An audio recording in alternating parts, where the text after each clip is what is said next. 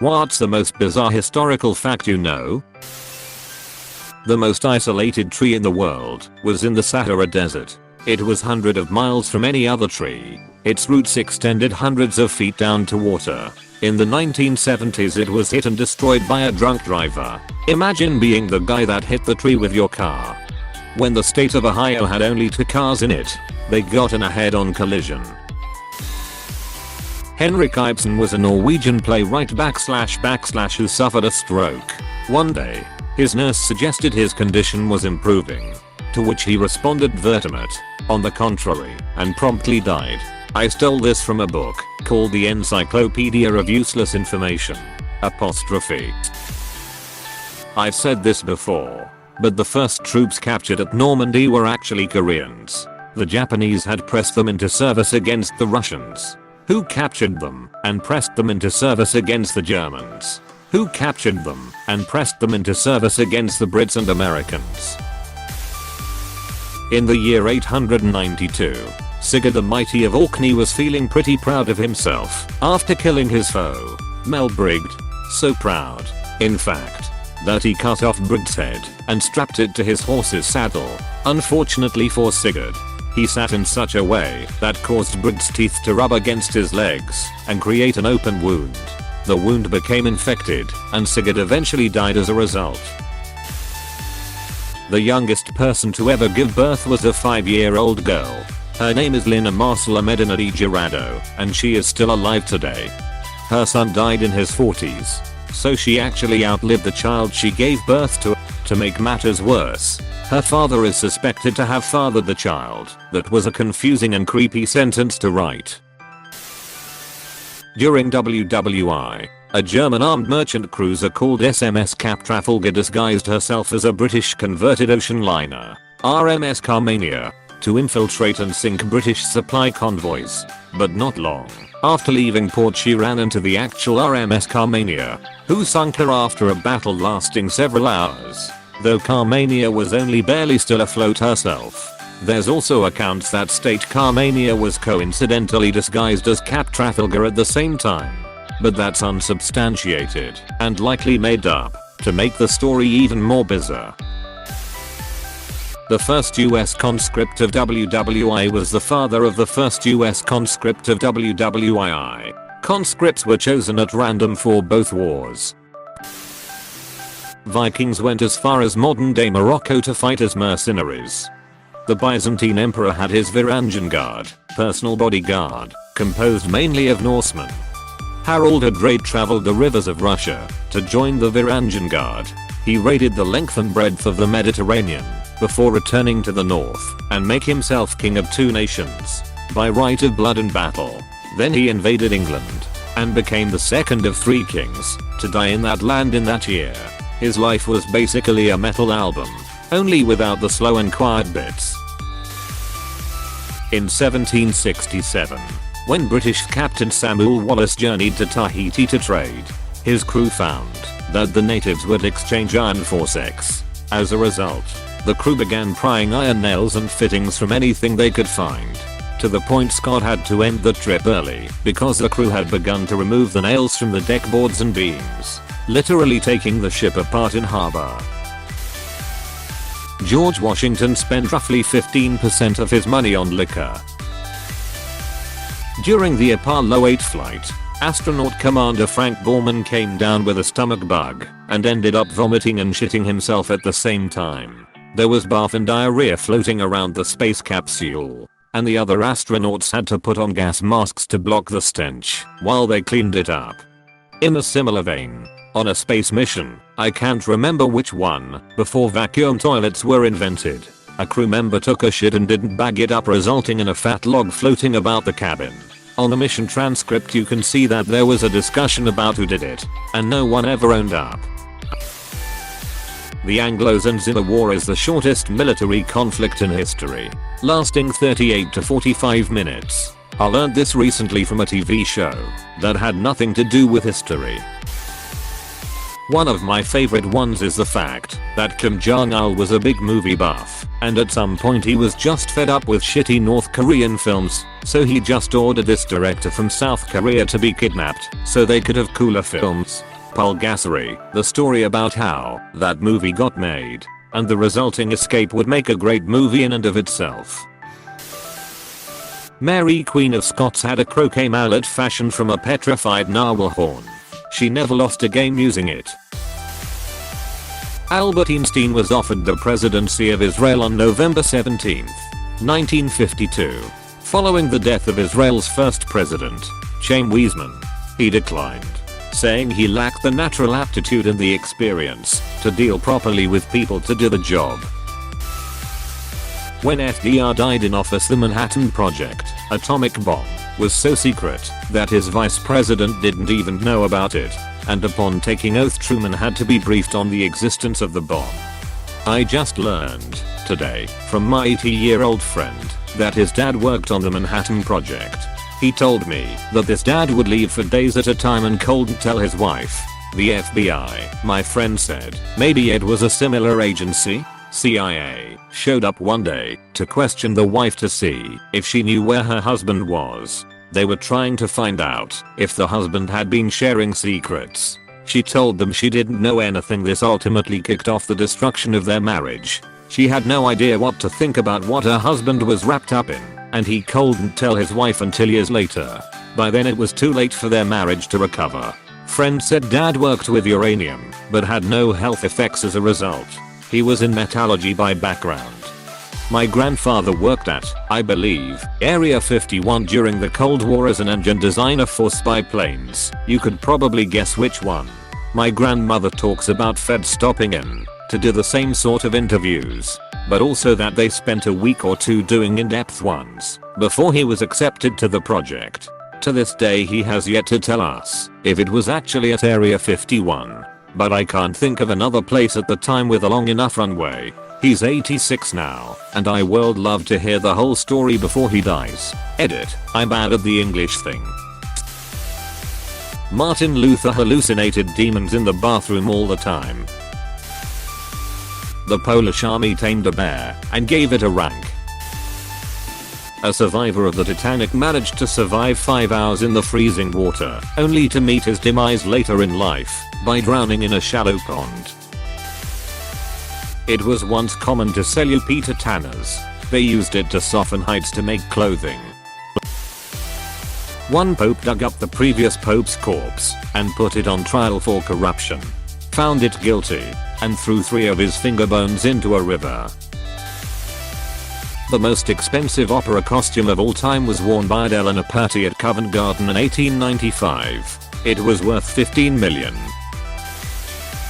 Ireland is the only country to have a smaller population now than it did in the 1840s. Michael Jackson once had several business associates come to visit him for a meeting. While waiting in his lobby, they sat down near a life-size wax figure of him.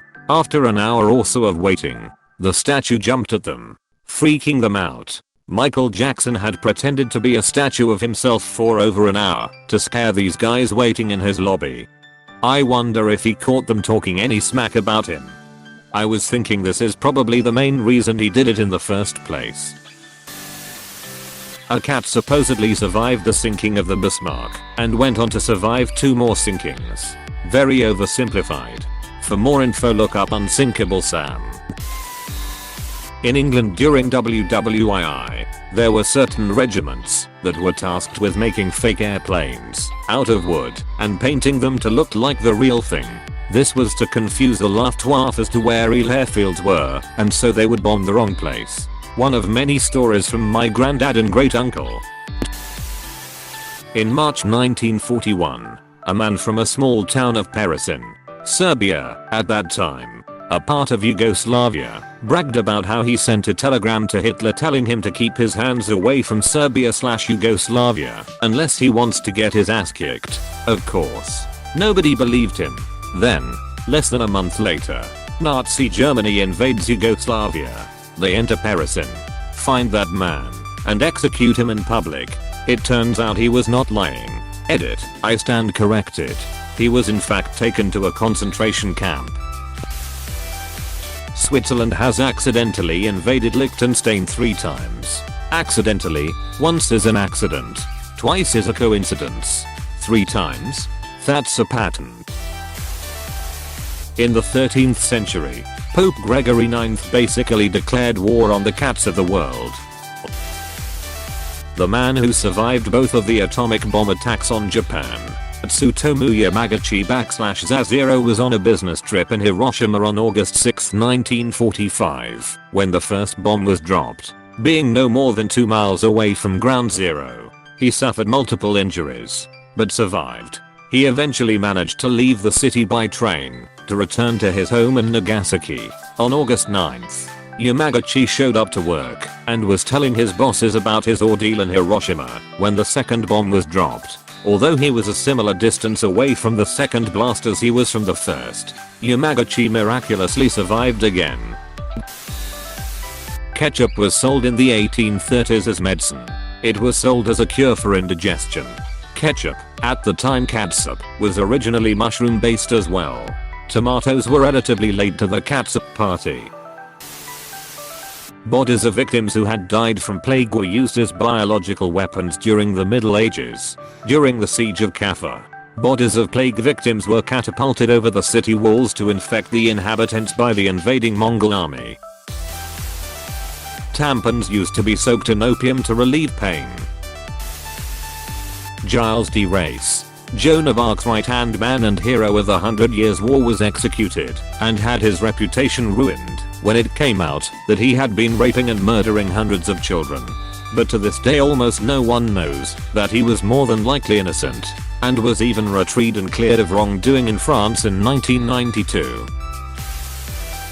Woolly mammoths and ancient Egypt coexisted, and during the Hellenic era, lions could have been found in Greece. Nero would make people sit around listening to him badly play the harp for so long that some of the men faked death to get out of it. Anyways, here's Wonderwall. Michigan and Ohio once went to war over the city of Toledo, and the loser had to take it. Loser was actually Wisconsin. In exchange for Ohio getting the major port on Lake Erie, Michigan was given the Up, which was part of the Wisconsin Territory at the time. Al Scarface Capone is the reason milk jugs have expiration dates printed on them. One of his family members drank spoiled milk and got very sick, prompting Capone to use his seemingly infinite influence to convince milk companies in the Chicago area to start putting expiration dates on the bottles of milk. The rest of the United States and the world eventually followed suit. That's where they claim it comes from, anyway. That a rebellion attempt in Venice was thwarted by the deadly aim of an annoyed grandma with a mortar. LBJ owned a car that could be driven into water, but he wouldn't tell people such as ambassadors, and would pretend the brakes had failed and drive into the water as a prank. The British government thought that Agatha Christie was a mole. She had named a character Colonel Bletchley at a time when the existence/location of Bletchley Park, home of W.W. Tocoda-Breakers, was a secret. It turned out she had been stuck on an unmoving train at Bletchley Park and had named the unlikable character in revenge. And it had nothing to do with the work being undertaken there. Thank you. No such thing as a fish. My most repeated fact. Right here. There are stone penises carved into the roads of Pompeii directing people to brothels. 2,000 years later those dicks still look marvelous. I saw these. I have so many pictures of them.